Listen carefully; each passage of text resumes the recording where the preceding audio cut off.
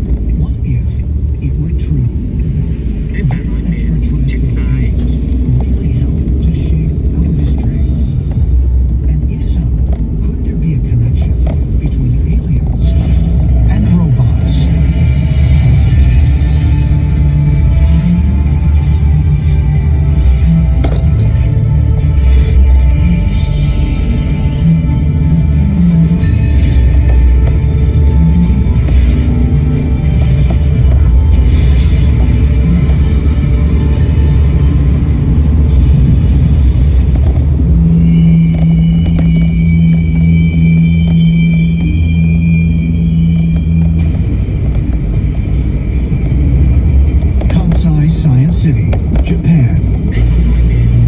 At the Advanced Telecommunications Research Institute, Dr. Hiroshi Ishiguro and his team are developing a series of robots, artificial humans that are incredibly lifelike, both in their appearance and in their facial gestures.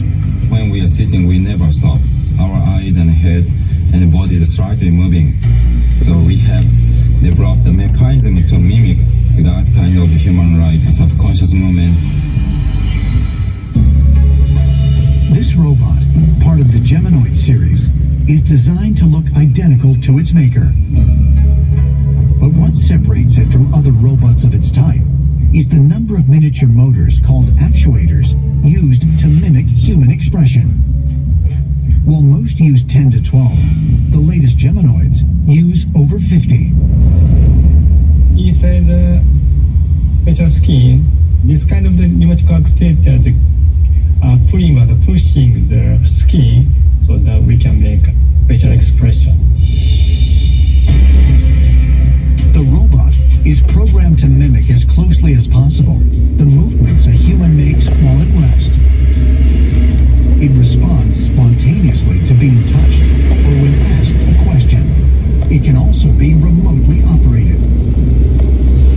When this robot is operated, and the movement is equal to this robot. Also, this operator speaks something.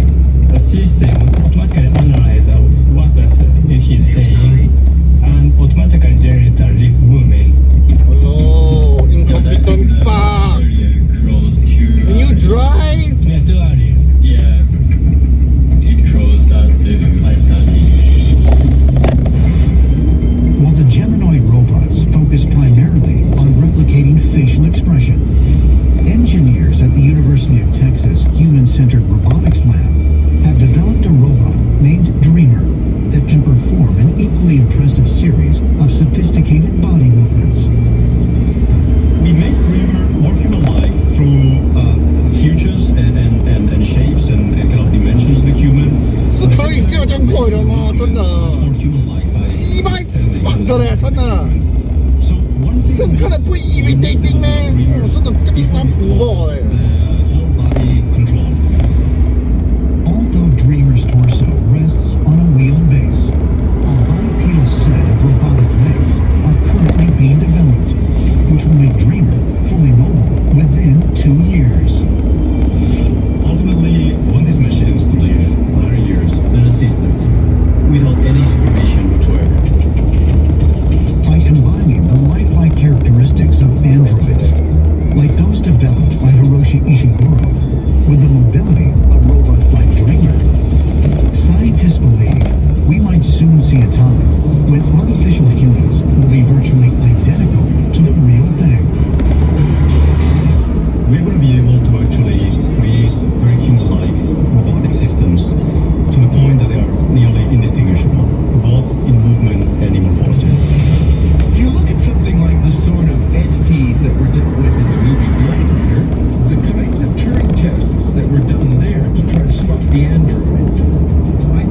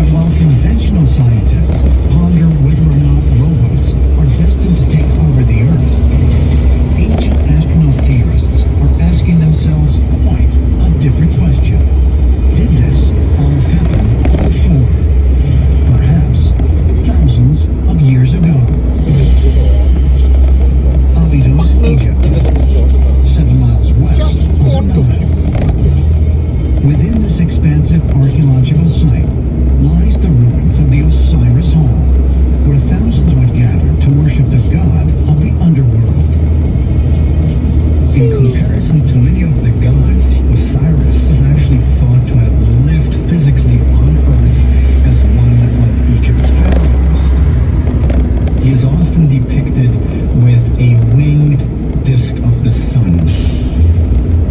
And while many scholars have suggested that this is nothing else but to worship the sun, that sun, as far as the Egyptians were concerned, also had wings, and it descended from the sky. So in my opinion, something else was depicted, an extraterrestrial event that in fact took place in real life. Although most ancient astronaut theorists believe that the Egyptian gods were, in reality, extraterrestrial visitors, there are many who wonder if Osiris was even made of flesh and blood. One of the most famous stories that go hand in hand with Osiris was that he was dismembered by his jealous brother Seth.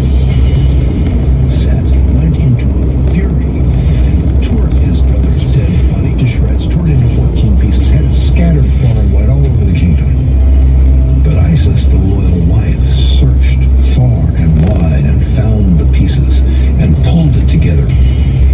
Isis succeeded in resurrecting him. Now, when I hear a story like that a being is dismembered and then somebody puts together those pieces and then they're able to magically resurrect him, I have to ask the question, is it possible that Osiris was not some type of biological entity, but perhaps he was some type of a machine or a robot?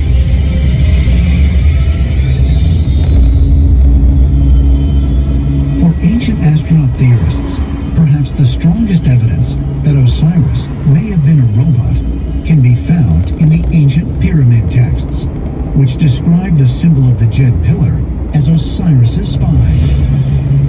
Osiris in his resurrected form was portrayed as a pillar that clearly resembles a modern-day Tesla coil. The Djed pillar was considered a power pillar. In this one carving at Abydos, it is as if Isis has her hand inserted into Osiris's back. And so perhaps it illustrates how she was manipulating Osiris. Could it be that the story of Osiris is something completely different than what we have thought?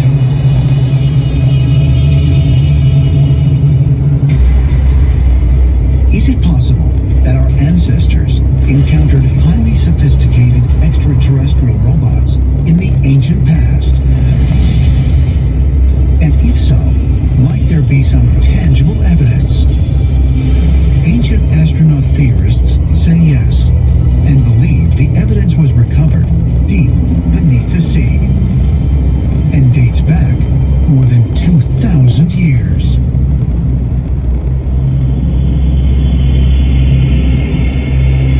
The Aegean Sea, April 1900. Just 230 feet off the coast of the small island of Antikythera, sponge divers discover an ancient shipwreck 150 feet beneath the surface. Over the next 2 years, artifacts are recovered from the wreckage. And among them are the remains of a coral-encrusted metal box that dates back to the 2nd century BC. It is the oldest mechanical computer ever found, predating artifacts of similar complexity by 1,500 years. So you have this small little box with dozens of cogwheels on the inside, and it has been determined that that analog computer was used to predict astronomical events, and so it was the first computer that has ever been created by mankind. The American scientists who were studying the Antikythera device actually said that discovering the Antikythera device was like finding a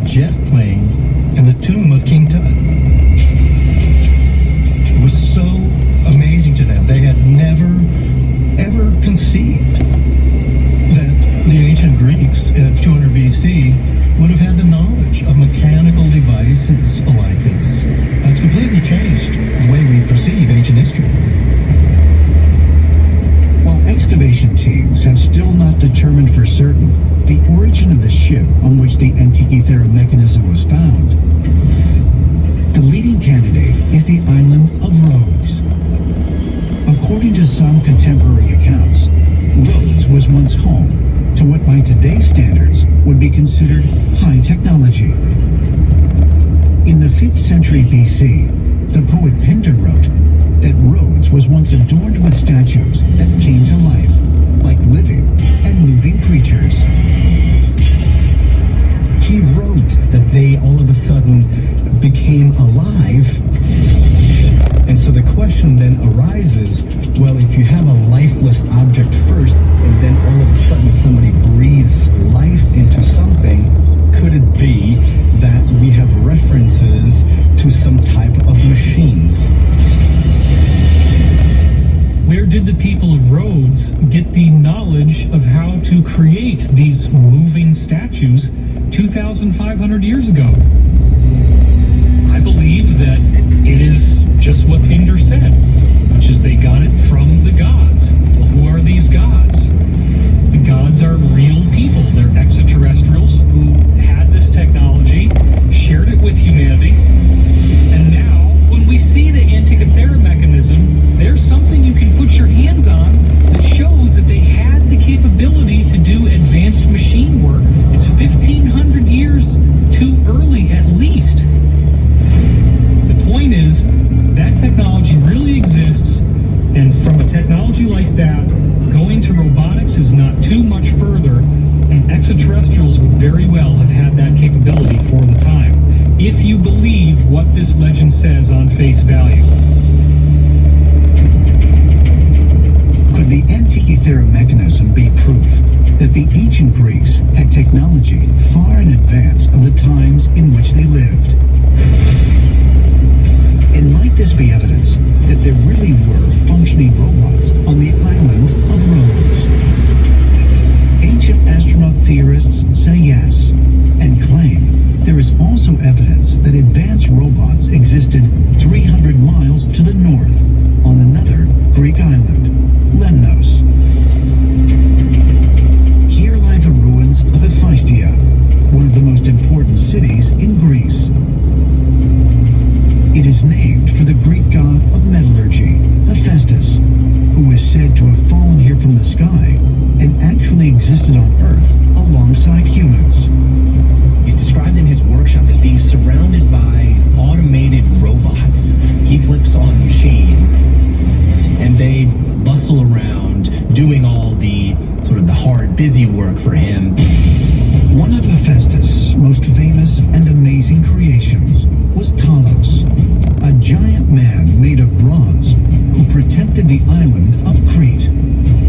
Talos was able to observe all of the ships approaching Crete and hurl stones at those ships. And he was able to release this heat and thus incinerating any boat or anything that would come close to him. So is it possible that Talos was some type of a machine or a robot?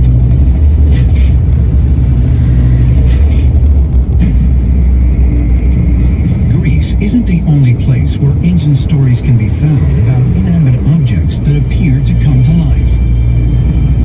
The Jewish Talmud describes a clay figure called the golem that could be brought to life by inserting a spell into its mouth. In India, an ancient Sanskrit text called the Lokapanati tells of spirit movement machines as far back as the 5th century BC. And the Chinese text, the Liezhu, describes a humanoid robot being presented to King Mu as far back as 3,000 years ago. There are stories from many cultures, from all over the planet, of people who have either created other humans or machines that were very much like humans.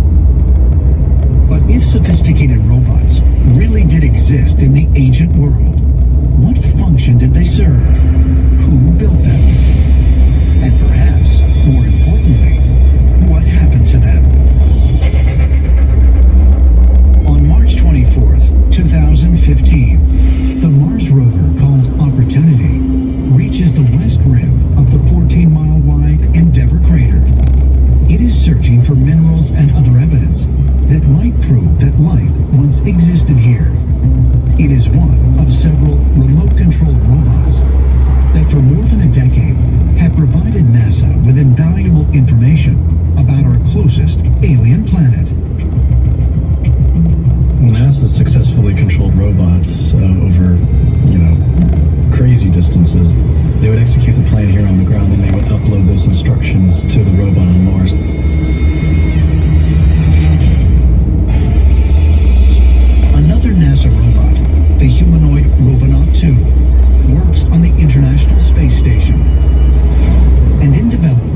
is the so-called super robot, Valkyrie, which is designed to set up habitats and pave the way for humans on other planets.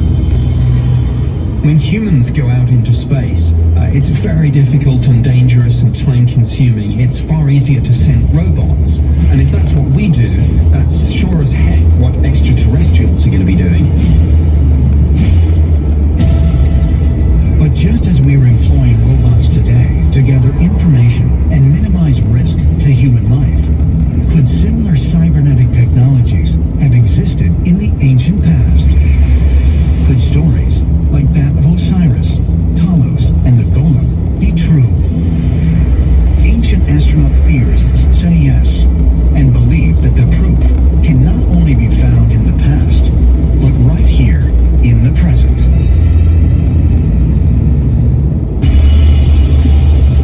Norway, November 2014.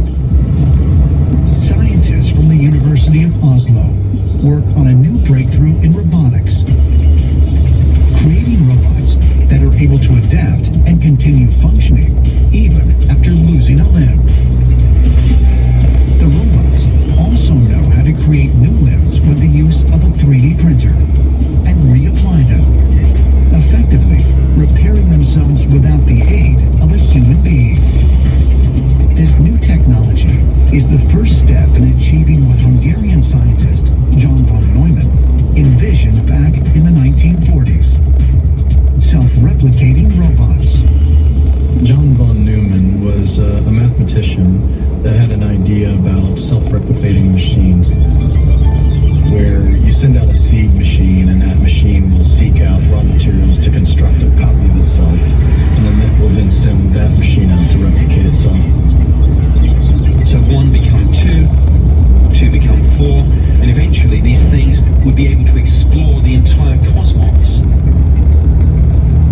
Now, one theory is that extraterrestrial civilizations would build space probes like that, and that would be the quickest way to explore the entire universe. The interesting question is going to be the extent to which part of that self-replication includes the memories and the learning that the first generation of robots engage with. So if you want to make the robots as open to new experiences as we are, but at the same time be able also to pass on the experiences from any given generation to the next generation through self-replication. So I think that this could be a very important way in terms of space travel to go. I mean, I think the more interesting question from the standpoint of ourselves as human beings is the extent to which we remain part of that process. Is it possible that we could create self-aware robots that are completely autonomous and send them off to explore the universe unassisted? And might these robots be able to self-replicate endlessly, using materials found on distant planets? Ancient astronaut theorists propose that extraterrestrial beings may have already achieved this technology. It is entirely possible that an advanced civilization, and I'm saying far more advanced than we are on Earth, could actually develop this technology of self-replicating machines, and then could send artificially intelligent robots out into space as sentinels that scan a much vaster area than that civilization itself could go to with manned probes. It's something that probably is already very widely in use by a variety of extraterrestrial civilizations. The von Neumann machines are an awesome idea that is reflected in ancient stories of extraterrestrials coming to Earth.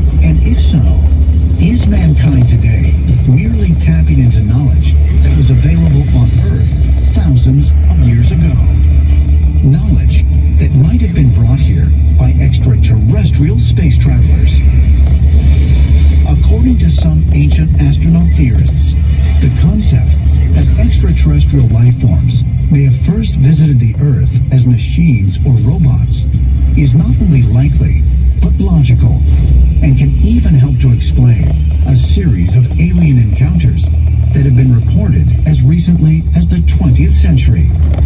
Encounters with robot visitors that might otherwise be referred to as the Greys. May 9th, 2001, the National Press Club, Washington, D.C.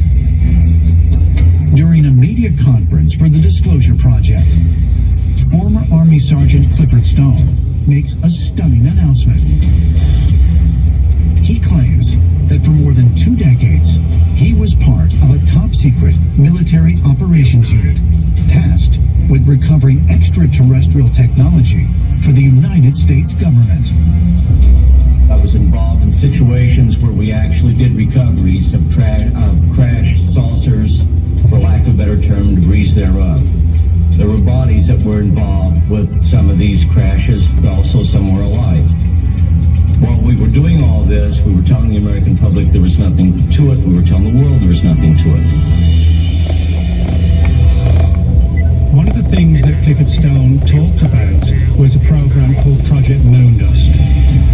Now, Project Moondust was a legitimate military program, and it was designed to recover things like Soviet space satellites.